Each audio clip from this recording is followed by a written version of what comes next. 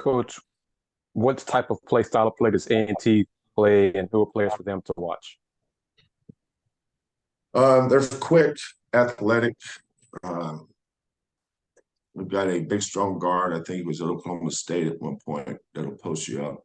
Um, they just had a great win over UNC Greensboro. And that's the same UNC Greensboro team that was neck and neck with Arkansas under the 4-minute timeout at Arkansas, obviously. So they got good players.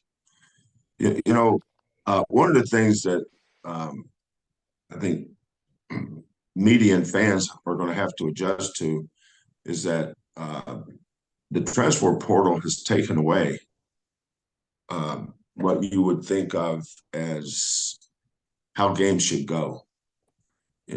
Transfer portal has transformed college basketball and college football. Look at USC this year in football. How did they get from where they were? It wasn't just because of Caleb Williams. It was that transfer portal. Well, transfer portal probably helps mid-majors as much as anybody. Because when they have kids that are constantly leaving, moving up, then they have kids below them that move up to them that sometimes are better than the players they have that are leaving. So the transfer portal is transformative. Everybody talks about NIL, but this NIL thing and the transfer portal are tied at the hip. A lot of kids are transferring because of the NIL. But a lot of the kids that look at Baylor's team that we played in the tournament. You guys may have to research this because I can't remember off the top of my head. Can't remember which one of their kids. They had a kid that transferred from UNC Asheville, and they had another. It was Tegan Flagler. I think one went to Asheville, and if I'm not mistaken, the other one was at a lower mid-major, kind of like that. They moved up. And a lot of times, the way you sustain success, rather than have to rebuild, is just rebuild with the transfer portal. Then you're not taking a dip to go back up. We're feeling that a little bit. We've got some really good freshmen. I mean, they're talented dudes. But last year, Terrence's big games were against, who he played in high school last year. Well, them schools ain't on our schedule. He's playing against 22-year-old men, 21-year-old dudes that's in their third and fourth year. That's not a fair fight right now.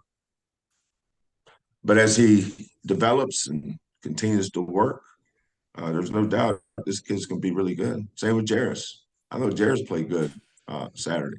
He didn't rebound like he needed to. He's got some areas he's going to need to work on. But this transfer portal, you say, well, North Carolina A&T, and I know most of you guys in the back of your heads are rolling your eyes talking about who we're going to play. But this is a huge game for us. It's an important game because they're talented. You say, well, Coach always says that. Yeah, it's because I mean it. They're talented. It's like I was trying to tell people how good Kent State was. It's like you didn't believe it until they almost beat Gonzaga. Talk to you how good St. Mary's is. Well, San Diego State's pretty good now. Well, St. Mary's just beat them on a neutral court. Say, well, what's wrong with you guys? You only beat this team such and such.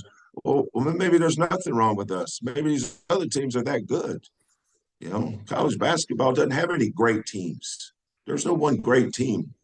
As it goes, it'll change. It's like we were number one. Come on now. We're number one because we were ranked fourth and fifth, whatever it was, and moved up because the people lost in front of us. But I was watching Connecticut play the other night. If the Final Four was held this week, Connecticut may win it all. And then you watch Alabama the other day, they'd be right there. And then you look at teams like Kent State and St. Mary's. You go, hey, those teams are pretty good. But nobody knew how good they were until after they played us, and then they go play somebody else. So when I talk about A&T having talented guys, they have talented guys. Don't throw that. Everybody talks about Coachspeak. Well, there's media speak too, where you look at the team's name without knowing nothing about them and say, well, win by 30. Well, that's a mistake. Don't say that. Because I look at these guys, I see them play. I see how hard they play, how tough their kids are, and if you don't come bring it, these schools will embarrass you. So that's why we treat everybody as a big game.